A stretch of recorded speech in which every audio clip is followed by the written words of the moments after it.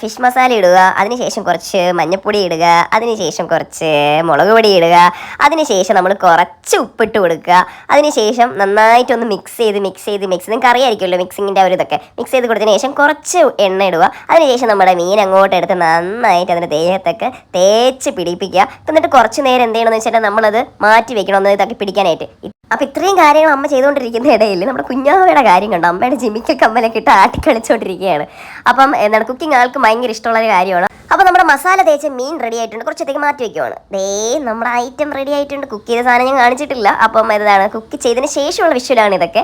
അതിനുശേഷം എനിക്ക് എന്തായാലും കഴിച്ചു നോക്കണമല്ലോ, കാരണം എൻ്റെ ഫേവറേറ്റ് മീനാണ് കരിമീൻ. അപ്പോൾ എന്തായാലും നിങ്ങൾ ഇങ്ങനെ ട്രൈ ഔട്ട് ചെയ്യുക. നന്നായിട്ട് മീൻ എടുത്തിട്ട് ഇതേപോലെ കുറച്ച് നാരങ്ങയൊക്കെ പിഴിഞ്ഞിട്ട് കുറച്ച് പീസ് അങ്ങോട്ട് എടുത്ത് ചൂടായിരിക്കും. ഇതിപ്പോൾ കുറച്ച് ചൂടാറി ഒന്ന് ഉറങ്ങി എണീറ്റപ്പോഴേക്കും ചൂടൊക്കെ ആറി.